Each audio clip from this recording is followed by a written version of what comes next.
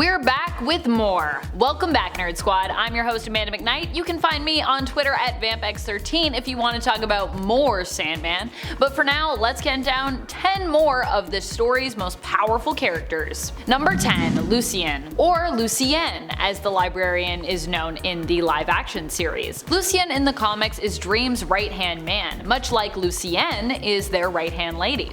However, this is not the role that Lucien is intended to have by the Shaper of Dreams. Lucien is instead meant to serve as a librarian for the Dreaming, which has a library containing all the books that have ever been or ever will be. Any book that has existed or basically that one could dream up in their mind. Still, this doesn't stop Lucien in the comics and in the show from helping Dream when they see that he needs it, and acting as his chief advisor. Lucien in the comics has shown some capacity for doing magic as a being of the Dreaming, and is probably one of Dream's more useful, intelligent, and powerful creations. Number 9. Puck. Puck is of the Fae, and is known for being a shapeshifter and trickster among his people, but one who is tolerated nonetheless. He ends up allying himself with Loki at one point during the Sandman series. Like Loki, he is also known for being quite tricksy and quite slippery. Puck, however, seems to have less logical motivation than Loki for his actions, and simply seems to enjoy tormenting other people, thinking it is just good old fun. Puck is even considered to be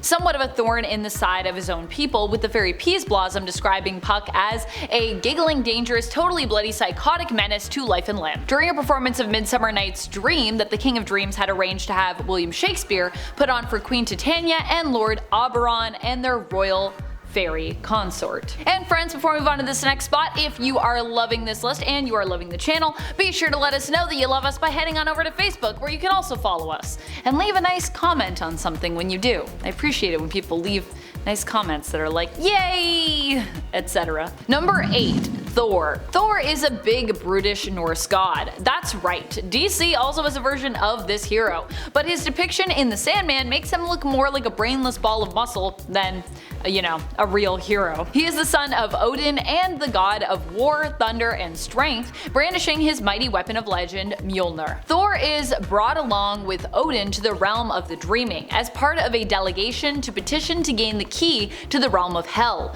which has fallen into Morpheus's hands against his own wishes. Thor is shown here to be a powerful ox of a being who often bulldozes through anyone or anything who stands in his way, before even thinking to consider any consequences or ask any questions. When Loki escapes, Thor is tasked with retrieving him and bringing him back to the prison that Odin had created for him. Number 7. Mazikeen. Mazikeen is Lucifer's most loyal servant and consort. When Lucifer Morningstar decides to leave Hell and close up shop, in essence, Mazikeen seeks to join Lucy in the realm of the living. Mazikeen is often shown with a half-scarred face, although later on in the comics it is healed, much to Mazikeen's chagrin. This is also why Mazikeen in the comics often speaks in a garbled tongue that is harder to understand. Mazikeen is of the Lilem, a race of demonic beings tied to Lilith, the first wife of Adam. Initially, Mazikeen lived with Lilith, but when their relationship began to crumble, she sought protection from the one being she believed was more powerful than her own mother,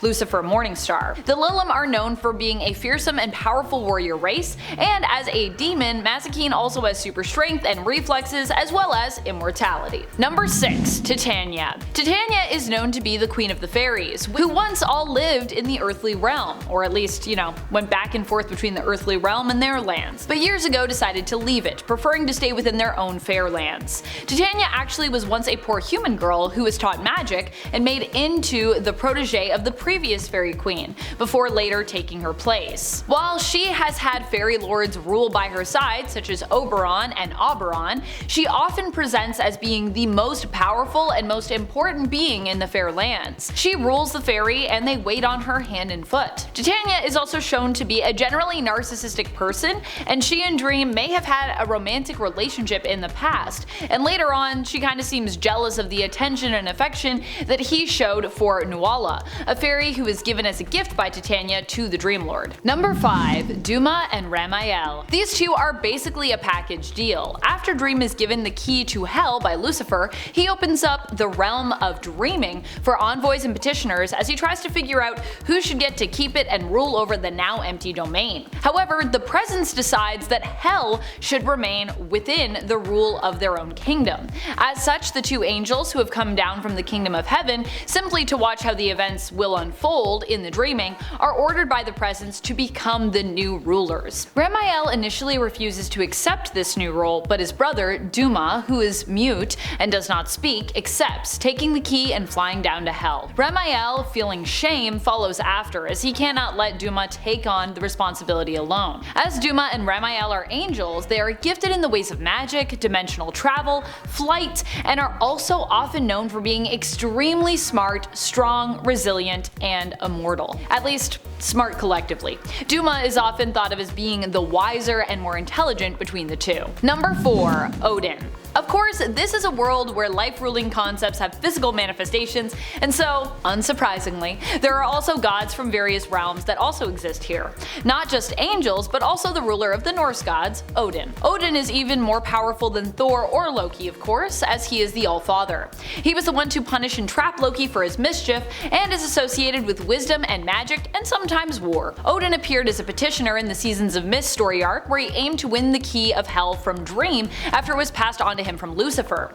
Odin is also a key figure in another of Neil Gaiman's live-action adaptation series, American Gods, which was adapted from the book of the same name that Neil Gaiman wrote. Number 3. Destruction. Destruction isn't really around in the Sandman series, which is kind of why I decided to rank them a little bit lower on this list. Okay, do I want to spoil this for people? Because this is going to come up in the show if you haven't read the comic or listened to the audiobook. It's hard with the Sandman, honestly, because the comic series has been out and around for like a really long time, but the show is so fresh, so I'm trying as I write these lists to reconcile where all people could be in regards to their experiences and their knowledge of Sandman, because I don't want to spoil anything major for you guys. Let me know in the comments where you are at in terms of how much you already know about the Sandman and its universe, as this will help to guide me through what you guys want. Or if you're like, give me all the spoilers, let me know if that's what you want, or if you know you've just read it all already. Destruction, anyways, is a member of the Endless who actually left, which I know sounds like a thing you can't do, and up until it happened, it wasn't really. Destruction retired from his office, but back in the day he was a force to be reckoned with, being both of the Endless and also symbolizing destruction, which is actually one of the greatest and most severe methods we have as living beings for change. Number 2. Rose Walker. Rose Walker is referred to in the live action series as being a vortex, and this remains true of her comic book counterpart as well. In the comic book series, Rose becomes a dream vortex thanks to the interference of the Endless and Dream's captivity. Trying to avoid major spoilers here for those of you who have yet to finish the first season of the Sandman live action series, or have yet to read the comic series, which, have I mentioned, you should definitely do both of those things and go listen to the audiobook, please, it's really good.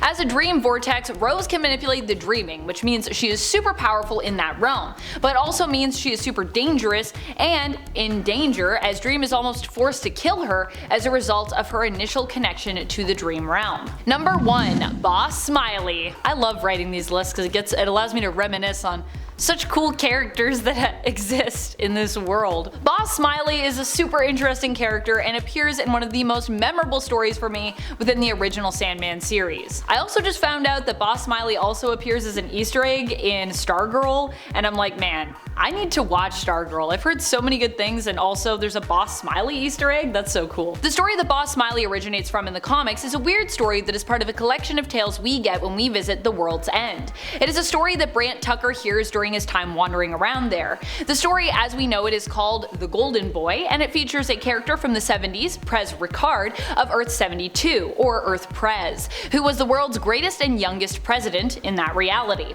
Throughout the story, a being named Boss Smiley constantly tried to strike a bargain with Prez to help him become president at first, and then later offering him various other things that Prez wanted at the time. Prez always refuses Boss Smiley, but upon dying, learns that Boss Smiley is essentially kind of the god of this reality.